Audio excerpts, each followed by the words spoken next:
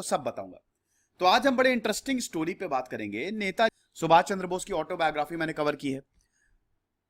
क्या हुआ जब वो हिटलर से मिले? दो दिग्गज लीडर एक दूसरे से मिले। एक था बहुत ही खतरनाक और एक था आजादी का मसीहा। नेताजी सुभाष चंद्र बोस आजादी के लिए लड़ रहे थे और हिटलर एक बहुत बड़ा तानाशाह था। चलिए जानेंगे इसमें। तो देखो ये है तस्वीरें और देखिए वैसे तो कुछ डाउट भी हैं, कुछ इतिहासकारों ने यह भी लिखा कि शायद मुलाकात नहीं हुई थी, लेकिन ज्यादातर दस्तावेजों में यह मिलता है कि हिटलर और सुभाष चंद्र बोस मिले थे। तस्वीरें ही बताती हैं।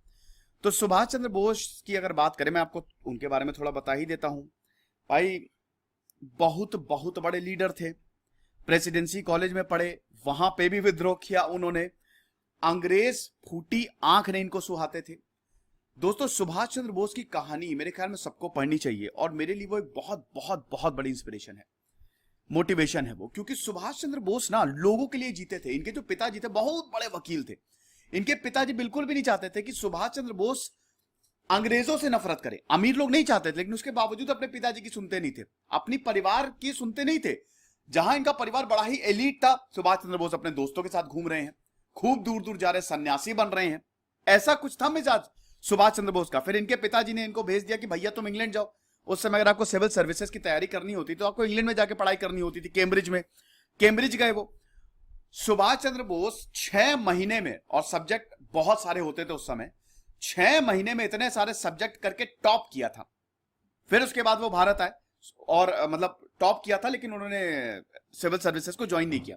फिर इंडिया आए, कांग्रेस से जुड़े, कांग्रेस के लिए काफी काम किया। 1938 में दोस्तों सुभाष चंद्र बोस कांग्रेस के अध्यक्ष बन गए।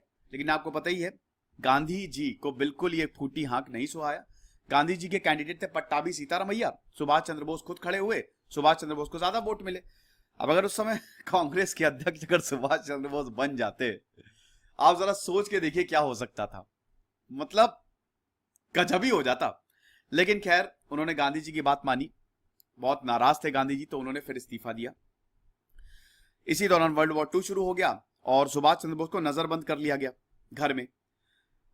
जब सुभाष चंद्र बोस को घर में नजरबंद किया गया तो सुभाष चंद्र बोस वहां से भाग निकले। एक बहुत चंद्र बोस का हिटलर, क्योंकि जर्मनी ब्रिटिश के खिलाफ लड़ रहा था और जर्मनी ने लगभग सब कुछ जीत लिया था। तो जर्मनी गए सबसे पहले हिटलर से मिलने। तो यहां पे दुश्मन का दुश्मन मेरा दोस्त, सुभाष चंद्र बोस की यह नीति थी। बहुत लोग इसको क्रिटिसाइज करते हैं कि हिटलर से आप कैसे जाके मिल गए। आजादी का प्रयास था, आजादी किसी भी कीमत पे हमको लेनी ही लेनी है। तो अब दोस्तों माजरा यह है कि जब सुभाष चंद्र बोस हिटलर से मिलने गए तो उस समय सुभाष चंद्र बोस की ख्याति पूरी दुनिया में फैल गई थी।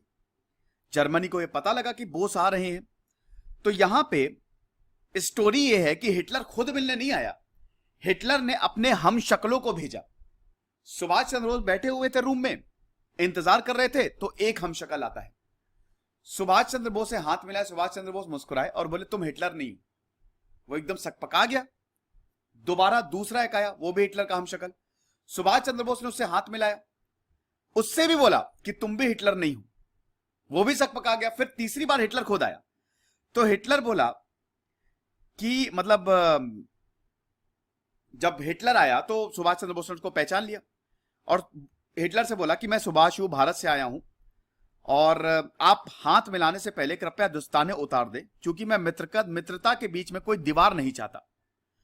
तो यहां पे हिटलर बड़ा खुश हुआ कि अरे वाह क्या बात है। हिटलर एकदम कायल हो गया सुभाष चंद्र बोस का। तो हिटलर ने यह पूछा सुभाष चंद्र बोस से कि तुमने कैसे, मुझे कैसे पहचाने, उनको नहीं पहचाना।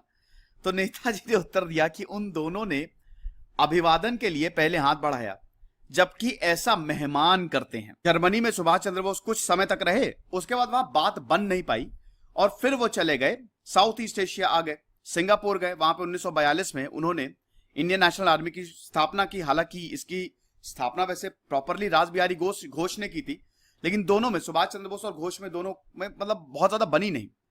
तो 1943 में सिंगापुर में इसका दोबारा रिक्रूटमेंट, मतलब दोबारा रीऑर्गेनाइज की गई इंडियन नेशनल आर्मी को।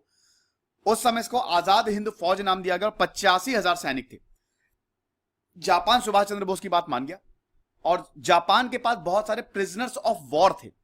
मतलब देखिए उस समय भारत के सैनिक ब्रिटेन के लिए काम करते थे ना, तो जापान ने उनको कैप्चर कर लिया था। तो सुभाष चंद्र बोस ने उन सारे कैदी जो भारतीय थे उनको छुड़ाया और अपनी फौज में शामिल किया, और उसके बाद फिर ब्रिटेन के खिलाफ लड़ाई लड़ी। लेकिन दोस्तों अनफॉर्चुनेटली बहुत ज्यादा सफलता नहीं मिल पाई, लेकिन यह शुरुआत थी आजादी की, क्योंकि तब मिलिट्री ने विद्रोह कर दिया था। 18 अगस्त 1945 वो बदकिस्मत दिन जब टोक्यो जाते वक्त ताइवान के पास नेताजी का निधन हो गया, उनका प्लेन क्रैश हो गया। और आज तक ये कंट्रोवर्सी है कि क्या जो उनकी मौत हुई थी वो क्या मतलब वहां से बच के निकले थे या वाकई वो उनकी मौत हो चुकी थी। अब इस पे भी बहुत बड़ा विवाद है। कुछ लोगों का यह मानना है कि सुभाष चंद्र बोस मरे ही नहीं, और कुछ लोगों का यह मानना है कि सोवियत ने इनको मरवा दिया। कुछ लोगों का कुछ कहना है कि प्लेन क्रैश हो गया उसमें मर ही गए थे। कुछ लोगों का यह कहना है कि भारत आ गए तो बाबा बन के रह रहे थे।